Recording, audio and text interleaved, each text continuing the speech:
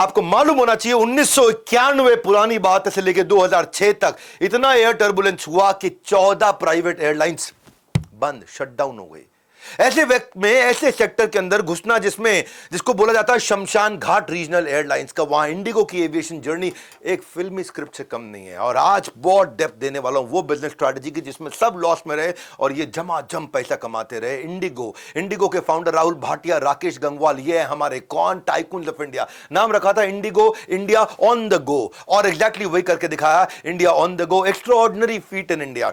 एकमात्र एयरलाइंस जो 10 साल लगातार प्रॉफिट में रही, एकमात्र एयरलाइंस जो 60% से ज्यादा मार्केट शेयर यानी कि मोनोपोली ले लिया। लो कॉस्ट एयरलाइंस इंडिया और साउथ एशिया में 13 बार इनको अवार्ड मिल चुका है। ओनली एयरलाइंस टू बिकम, और जो एक साल के अंदर 10 करोड़ पैसेंजर्स को हवाई यात्रा कराती है। और पहली इंडियन एयरलाइंस जिसने 2000 से ज्यादा फ्लाइटें एक दिन में उड़ा रही है। इंडिगो ने ऐसा क्या कर दिया? फन फैक्ट क्या है इसके पीछे, क्या था रियल फैक्ट, बिजनेस फैक्ट, बहुत डेप्थ में जाएगी। इतनी लर्निंग, मैं खुद, मेरा दिमाग हिला पड़ा इंडिगो को समझता हूं जब मैं बैठ करके ना। इंडिगो ऐसी थी जो 2006 में आई थी और उस समय टोटल एयरक्राफ्ट भारत में 305 थे। आज इनके पास अकेले टोटल एयरक्राफ्ट 380 हैं, अकेले इंडिगो के पास में। तब सारी एयरलाइंस के पास मिलाकर के हुआ करते थे 305।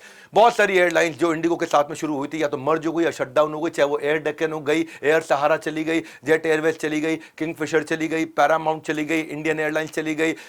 स्टेक जो है ना, राकेश गंगवाल लगभग 20%, राहुल भाटिया लगभग 38%, और बाकी सारे शेयर होल्डर्स के पास में जिनको उन्होंने बहुत बड़ी ग्रोथ दी। इंडिगो क्या है ये? सारा एयरलाइंस, जेट एयरवेज को बिक गई 2007 में, डेक्कन एयरलाइंस किंगफिशर को बिक गई, पैरामाउंट एयरवेज ये तो उन्होंने ऑपरेशन ही बंद कर दिया, कर्जे में इतना डूब गए। इंडियन एयरलाइंस पहले तो मर्ज हुई एयर इंडिया के साथ 2011 में, अब टाटा ग्रुप लेकर के उसको इंप्रूव कर रहा है। किंगफिशर ने अपना 2012 में फाइनेंशियल लॉसेस के कारण बंद करके विजय मान ले गया। जेट एयरवेज, इसने 2019 में इतना बड़ा कर्जा हो गया, बर्बाद हो गया। गो फर्स्ट अभी रिसेंटली अपने आपको बैंकरप्ट 2023 में घोषित कर दिया। इन सारे प्लेयर्स आए, इन्होंने कहा हम भी बना लेंगे, हम भी बना लेंगे। अमन गुप्ता का मीम बना था, हम भी बना लेंगे, हम भी बना लेंगे, लेकिन कोई बिजनेस नहीं बनाया, सबने बिजनेस डुबाया। इंडियन एविएशन ऐसा जो कि बिलियनर्स के लिए कर्ज रहा, एक श्राप रहा, उस श्राप के अंदर, उस पाप के अंदर इन्होंने कैसे नोट छाप छाप के अंदर, इसी एयरलाइंस में, इसी एविएशन के अंदर प्रॉफिटेबल रहना इतना मुश्किल कि मैक्सिमम एयरलाइंस जहां सारी फेल हो गई वहां राहुल भाटिया और राकेश गंगवाल।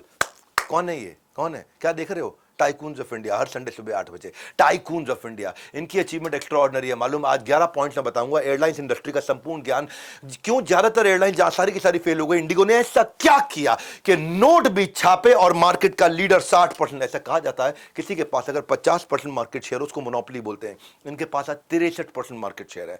अब तक आपने आनंद महिंद्रा, अजीम प्रेमजी, लक्ष्मी नारायण मित्तल, इंदिरा नूई की सक्सेस स्ट्रैटेजीज देखी, क्या देख क्या रहे हो?